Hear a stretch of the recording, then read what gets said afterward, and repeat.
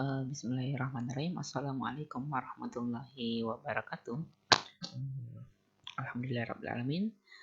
Kita panjatkan syukur kita atas segala nikmat yang telah diberikan oleh Allah Subhanahu wa taala, berupa kesehatan, kesempatan untuk bisa kembali hadir dalam pertemuan mata kuliah studio penyajian dan persentase.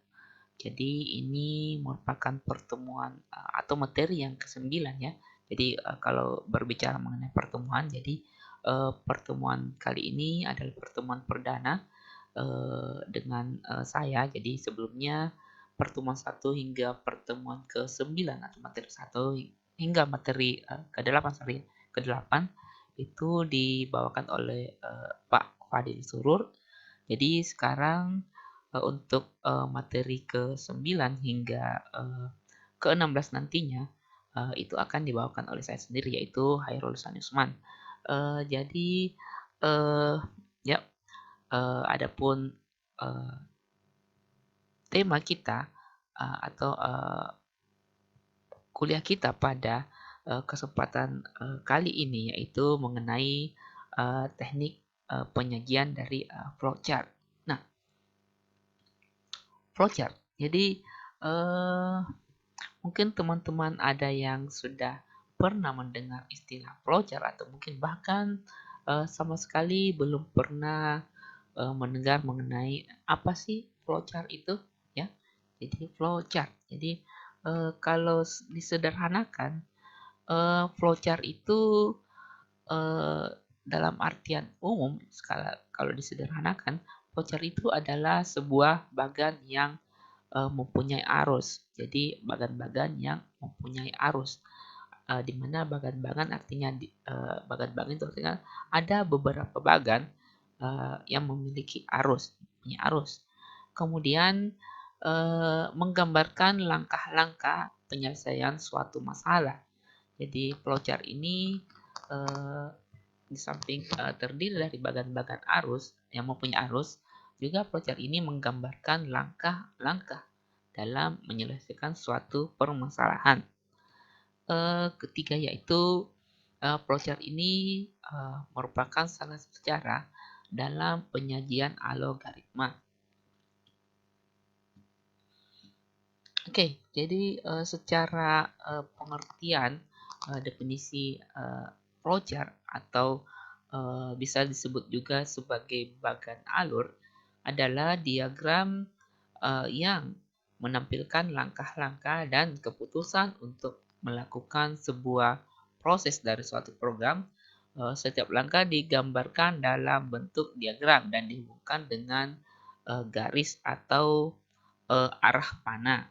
Jadi flowchart ini sangat berperan penting dalam memutuskan sebuah langkah atau fungsionalitas dari sebuah proyek pembuatan program yang melibatkan banyak orang sekaligus.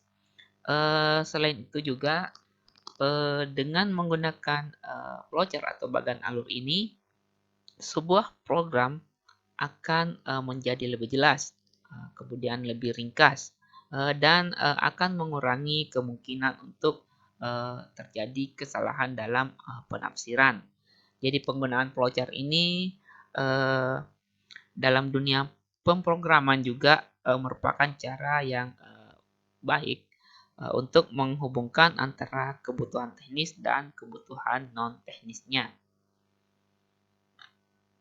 Jadi sebenarnya jika kita mengkaitkan flowchart ini dengan mata kuliah kita di studio penyajian ya, jadi flowchart ini lebih bagaimana kita mengenali flowchart atau bentuk-bentuk flowchart ini. Jangan sampai ketika teman-teman menyajikan sebuah misalnya proyek-proyek perencanaan atau mungkin tugas-tugasnya teman-teman, jangan sampai teman-teman salah dalam menyajikan sebuah flowchart, atau mungkin bahkan teman-teman tidak berniat untuk menampilkan sebuah flowchart, tapi karena teman-teman tidak paham dengan flowchart, maka teman-teman kan di flowchart ini ada bentuk-bentuk, misalnya ada bentuk belah ketupat, mungkin ada bentuk jajar genjang. Itu semua ada artian-artian dari bentuk-bentuk tersebut. Jangan sampai teman-teman menempatkan misalnya membuat sebuah bagan alur dan menempatkan bentuk-bentuk ini tidak pada tujuannya, kemudian orang lain membacanya, "Oh, ini kayaknya flowchart deh." Eee, jangan sampai terjadi salah penafsiran. Makanya di sinilah kenapa kita perkenalkan flowchart. Nah, flowchart ini juga sebenarnya akan sangat bermanfaat sebenarnya jika teman-teman berada di semester-semester lanjutan, apakah dia di semester 5 atau mungkin bahkan di semester 6 hingga mungkin pada tahap penyusunan skripsi atau tugas akhir. Jadi biasanya di tugas akhir ini flowchart ini juga digunakan dalam menyusun sebuah metode penelitian. Jadi nanti teman-teman ketika berada di semester akhir itu kan ada namanya skripsi atau menyusun sebuah karya ilmiah. Nah, dalam karya ilmiah ini ada namanya metode penelitian. Nah, dalam metode ini itulah yang mungkin akan menggunakan flowchart bagaimana langkah-langkah dalam merumuskan hingga pada akhir tahapan keluaran atau outputnya. Oke, next. Nah, adapun manfaat flowchart, jadi ada beberapa manfaat dari flowchart ini sendiri. Yang pertama yaitu dengan flowchart ini dapat memberikan gambaran jalannya sebuah program dari satu proses ke proses lainnya. Kemudian dengan flowchart ini alur dari sebuah program menjadi lebih mudah untuk dipahami oleh semua orang.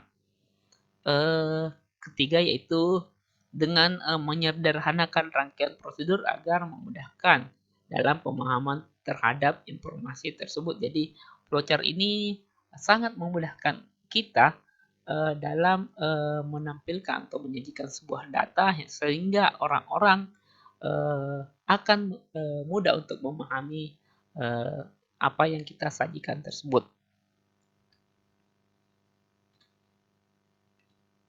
Oke, kemudian kita masuk pada jenis-jenis dari flowchart ini sendiri. Jadi flowchart ini sendiri jenisnya itu ada paling tidak ada 5 jenis flowchart. Yang pertama yaitu flowchart dokumen, kemudian ada flowchart program, kemudian selanjutnya ada flowchart proses dan selanjutnya adalah flowchart sistem dan terakhir yaitu flowchart skematik. Jadi kelima jenis flowchart ini akan kita uraikan masing-masing pada pembahasan berikut. Nah, pertama. Jadi pertama yaitu flowchart dokumen atau dokumen flowchart. Nah, flowchart dokumen ini bisa juga disebut dengan paperwork flowchart. Jadi flowchart dokumen berfungsi untuk menelusuri alur form dari satu bagian ke bagian yang lainnya, termasuk bagaimana laporan diproses, dicatat, dan disimpan. Kemudian selanjutnya yaitu yang kedua yaitu flowchart program chart. Ini menggambarkan secara rinci prosedur dari proses program. Jadi flowchart program ini terdiri dari dua macam.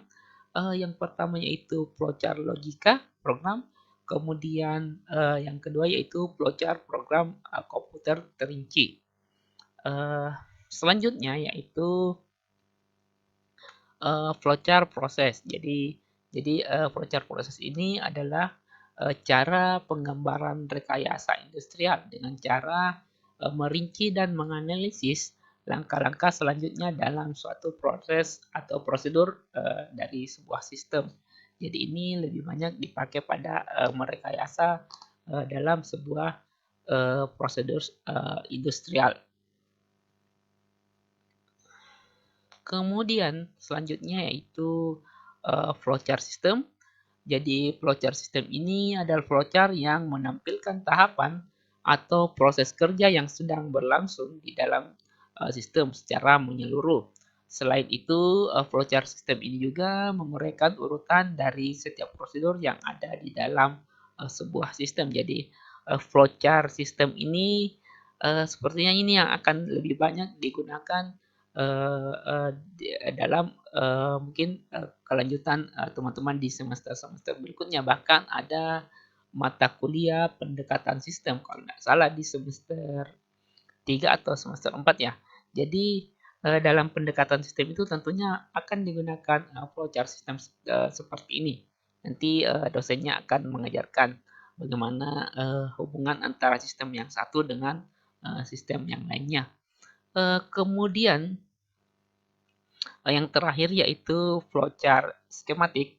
Jadi flowchart skematik ini menampilkan alur prosedur suatu sistem hampir sama dengan flowchart sistem, namun perbedaannya dalam penggunaan simbol-simbol dalam menggambarkan alur. Jadi selain simbol-simbol, flowchart skematik ini juga menggunakan gambar-gambar komputer serta peralatan lainnya untuk mempermudah dalam melakukan pembacaan dalam flowchart untuk orang yang awam. Nah, kemudian kita masuk pada simbol-simbol dari flowchart ini sendiri. Jadi setidaknya ada 3 simbol dari flowchart ini. Yang pertama yaitu flow direction symbol. Jadi flow direction symbol ini digunakan untuk menghubungkan simbol satu dengan simbol yang lainnya. Jadi simbol flow direction ini juga disebut dengan connecting line atau penghubung antara simbol yang satu dengan simbol lainnya. Jadi dia sebuah garis penghubung. Kemudian yang kedua yaitu processing symbol. Jadi processing symbol ini menunjukkan jenis operasi pengolahan dalam satu proses atau dalam satu prosedur. Kemudian selanjutnya yaitu input output symbol. Jadi input atau output simbol ini menunjukkan jenis peralatan yang digunakan sebagai media input ataupun media outputnya. Jadi sebentar kita akan perlihatkan bentuk-bentuk dari flowchart ini. Next. Nah, jadi ini adalah flowchart direction symbol. Jadi pada slide setelah digambarkan beberapa bentuk-bentuk dari direction symbol ini. Jadi yang pertama itu berbentuk seperti arah panah. Apakah di arah panahnya ke kiri ataupun ke kanan, atas ataupun bawah. Jadi arti dari atau maksud dari direction symbol yang seperti ini yaitu simbol arus atau flow menyatakan jalannya arus suatu proses. Jadi simbol tanda panah ini menyatakan jalannya arus dari suatu proses. Kemudian ada simbol seperti apa ya ini seperti petir. Jadi simbol ini menunjukkan simbol communication link. Jadi menyatakan transmisi data dari satu lokasi ke lokasi lainnya. Kemudian ada simbol lingkaran atau simbol konektor, di mana simbol konektor ini menyatakan sambungan dari proses ke proses lainnya dalam bahasa yang sama. Kemudian selanjutnya ada bentuk apa ya ini? Bentuk kotak tapi di bawahnya ada sudut seperti ini. Jadi simbol ini merupakan offline konektor, di mana simbol ini menyatakan sambungan dari proses ke proses lainnya dalam halaman yang berbeda. Selanjutnya yaitu processing symbol. Jadi yang kedua ini ya tadi ada flow direction, kemudian ada processing symbol. Jadi processing symbol ini ada beberapa bentuk. Ada yang bentuknya persegi panjang. Jadi persegi panjang ini merupakan simbol proses yang menyatakan suatu tindakan atau proses yang dilakukan oleh komputer. Jadi kalau ada kotak persegi panjang seperti ini dalam flowchart artinya dia dinyatakan prosesnya dilakukan oleh komputer. Kemudian yang kedua selanjutnya yaitu ada apa yang ini trapesium ya, trapesium. Jadi simbol manual ini adalah simbol manual. di mana simbol ini menyatakan suatu tindakan atau proses yang tidak dilakukan oleh komputer. Jadi bedanya tadi dengan persegi panjang, trapesium ini tidak dilakukan oleh komputer. Kemudian selanjutnya ada bentuk belah ketupat ya ini, atau mungkin oh ya cocok belah ketupat. Jadi bentuk belah ketupat ini merupakan simbol decision. Jadi simbol ini menunjukkan suatu kondisi tertentu yang akan menghasilkan dua kemungkinan jawaban. Bisa jawaban ya ataupun jawaban tidak. Jadi kalau ada simbol seperti ini nanti flowchart selanjutnya itu apakah kalau dia menyatakan ya, maka prosesnya akan terlanjut. Jika tidak, maka prosesnya akan berulang. Jadi sebentar akan ditunjukkan contoh dari penggunaan dari flowchart ini. Kemudian selanjutnya ada simbol yang seperti ini.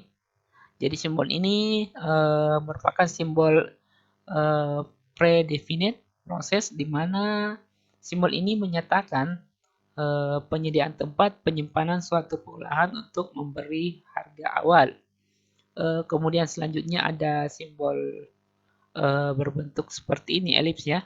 Jadi simbol ini merupakan simbol terminal di mana menyatakan permulaan atau akhir suatu program. Jadi kalau ada simbol yang seperti ini, biasanya dia berada di paling atas ataupun bisa jadi di paling bawah. Jadi dia adalah bisa awalan, bisa sebuah akhiran dari suatu program. Oke, selanjutnya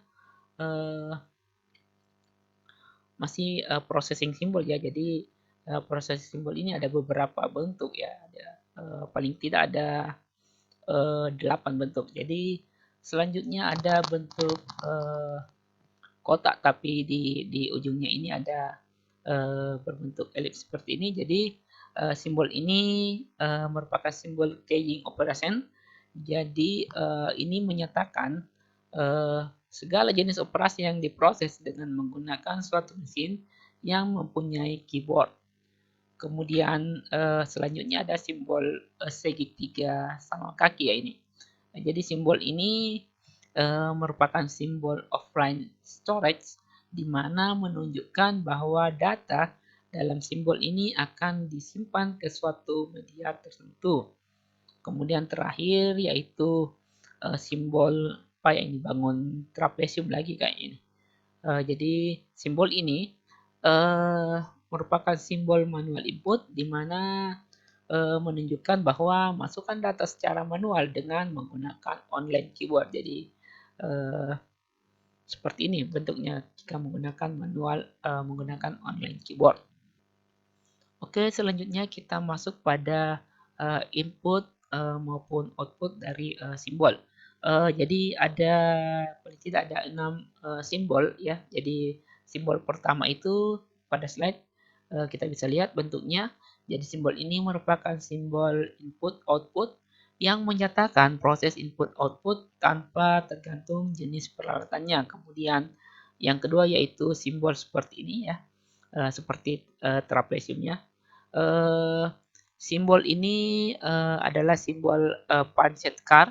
Jadi menyatakan input berasal dari kartu ataupun output ditulis ke kartu. Kemudian ada simbol ketiga pada slide seperti bentukan lingkaran, tapi di bawahnya ada keluar garis persegi panjang seperti ini. Simbol ini menyatakan input berasal dari pita magnetis ataupun output disimpan ke pita magnetis. Kemudian selanjutnya yaitu simbol seperti ini. Simbol ini merupakan simbol disk storage. Ya, jadi menyatakan input berasal dari disk ataupun output disimpan ke suatu disk. Kemudian selanjutnya simbol kelima ya, jadi bentukannya seperti ini, merupakan simbol dokumen. Jadi simbol dokumen ini menunjukkan bahwa dokumennya mencetak keluaran dalam bentuk dokumen melalui printer. Jadi kalau ada seperti ini simbolnya artinya keluarannya akan dicetak dalam bentuk dokumen melalui sebuah printer. Kemudian simbol terakhir yaitu simbol display, bentuknya seperti ini pada slide ya, bisa dilihat.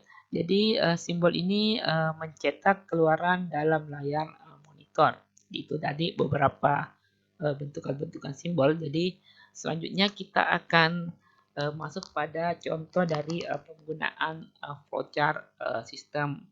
Jadi bisa kita lihat pada layar. Jadi itu merupakan flowchart atau bagan alur dari sebuah pemrosesan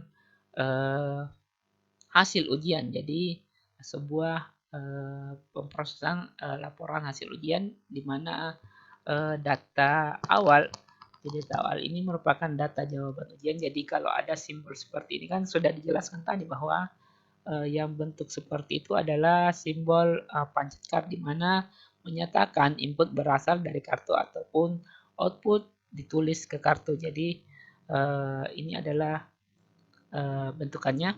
Kemudian proses selanjutnya jadi ada tanda panah. Jadi tanda panah tadi kan maksudnya bahwa itu adalah simbol arus dan menyatakan jalannya sebuah arus atau proses. Jadi kalau ada tanda panah seperti ini artinya proses yang di atas ini berjalan, alurnya berjalan menuju ke bentukan simbol selanjutnya. Bentukan simbol selanjutnya ini adalah persegi panjang ya, di mana persegi panjang yang tadi sudah dijelaskan bahwa itu adalah sebuah simbol proses, di mana simbol proses ini menyatakan suatu tindakan yang dilakukan oleh komputer. Jadi kita bisa pahami bahwa data jawaban ujian ini dikoreksi menggunakan sebuah program komputer. Jadi dia diproses menggunakan komputer. Kemudian simbol alurnya terus ada bercabang seperti ini. Jadi bisa kita lihat bahwa simbol seperti ini artiannya bahwa simbol dokumen ya. Jadi mencetak keluaran dalam bentuk dokumen printer. Jadi ketika telah dikoreksi jawaban-jawaban itu telah dikoreksi menggunakan proses komputer, maka hasil koreksian ini di-print menggunakan sebuah printer. Jadi dicetak menggunakan sebuah printer, maaf ya. Jadi orang-orang akan paham, oh meskipun kita tidak jelaskan di sini bahwa misalnya data jawaban ujian kemudian diproses, kita tidak perlu jelaskan di sini bahwa koreksinya itu diproses menggunakan komputer, tapi dengan adanya kotak atau persegi panjang seperti ini, ketika orang-orang memahami sebuah bentukan dari flowchart, simbol-simbol flowchart, itu tidak perlu dijelaskan lagi bahwa koreksinya ini menggunakan sistem komputer. Kemudian selanjutnya dalam daftar koreksi data ini, hasil dari koreksian itu kita tidak perlu jelaskan lagi bahwa data dari koreksian ini di-print, dokumennya di-print menggunakan printer. Jadi biarlah flowchart ini yang berbicara. Kita tidak perlu jelaskan lagi ke orang-orang. Jika orang-orang sudah paham mengenai flowchart atau mungkin sudah ada daftar-daftar mungkin artian-artian dari simbol-simbol ini, orang-orang kita tidak perlu lagi menjelaskan karena bentukan-bentukan dari flowchart ini atau simbol-simbol dari flowchart ini yang sudah berbicara seperti itu. Jadi keseluruhan sudah ada artiannya ya, seperti itu. Nah, kemudian contoh lainnya yaitu misalnya ini kaidah dalam pembuatan flowchart. Jadi start.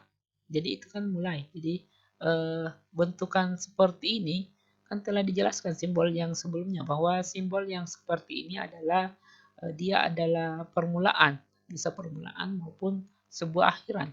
Seperti pada keterangan sebelumnya ya. Ya ini. Nah, jadi ini adalah simbol terminal di mana menyatakan sebuah permulaan atau akhir suatu program.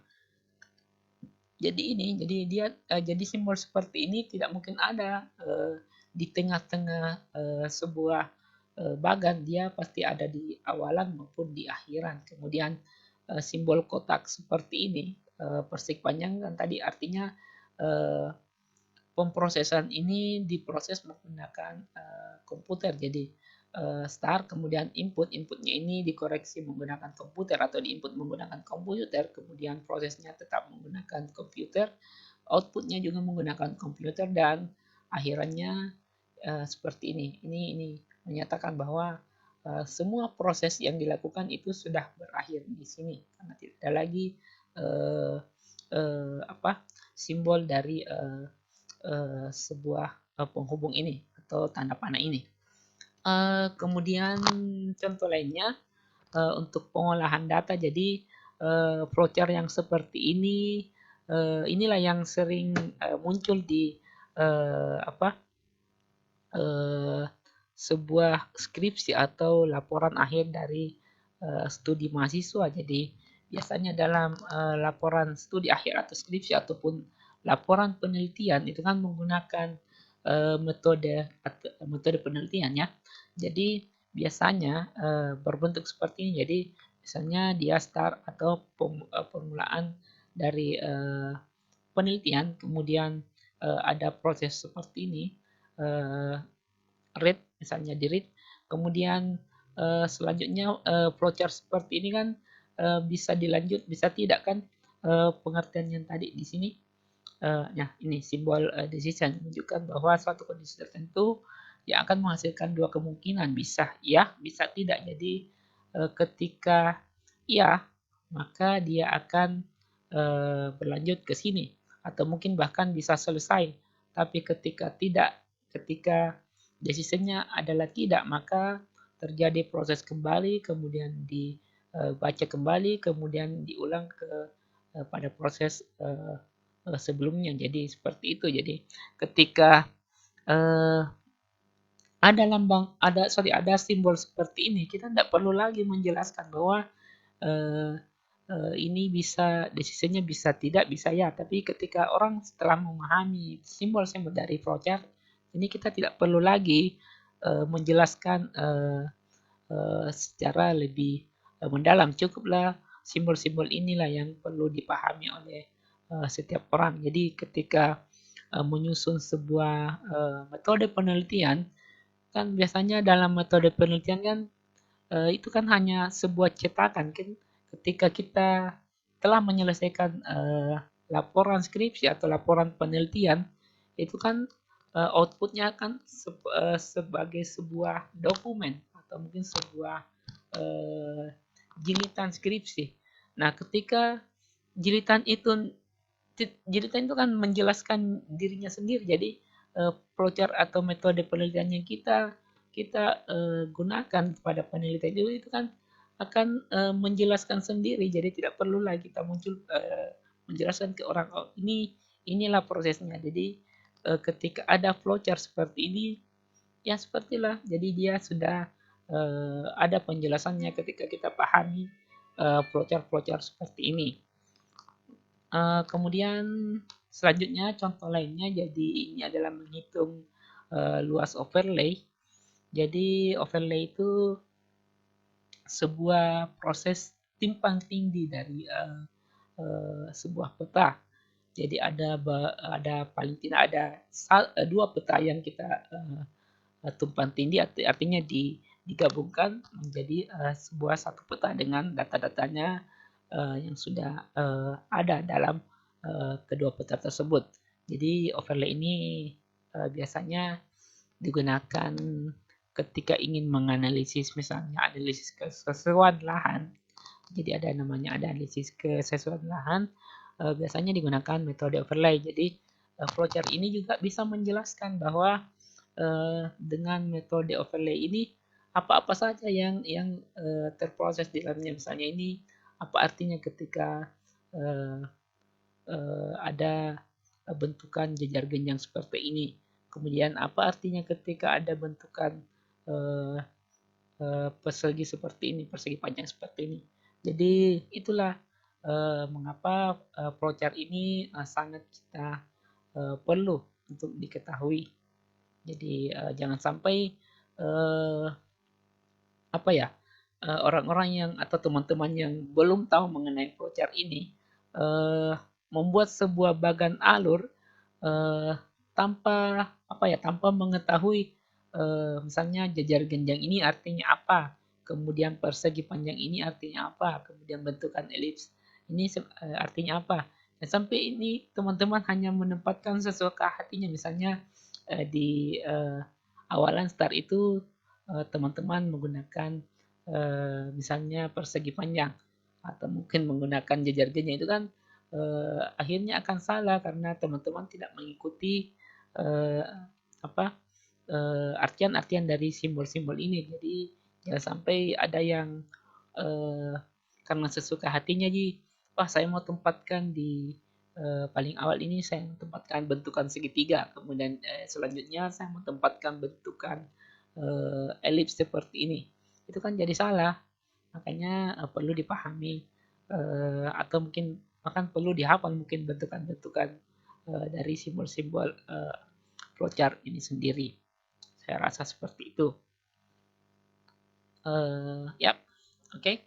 Jadi seperti itu ya. Jadi saya harap teman-teman bisa memahami atau mungkin menghafal bentukan-bentukan dari simbol-simbol flowchart yang telah kita jelaskan pada kesempatan hari ini ya. Baik, mungkin cukup sekian materi kita untuk pertemuan 9 atau materi ke-9 kita di mata kuliah studio penyajian dan persentase. Terima kasih atas kesempatannya. Terima kasih atas partisipasinya hari ini telah menyimak video ini. Dan saya akhiri dengan ucapan billahi taufiq wal hidayah. Wassalamualaikum warahmatullahi wabarakatuh.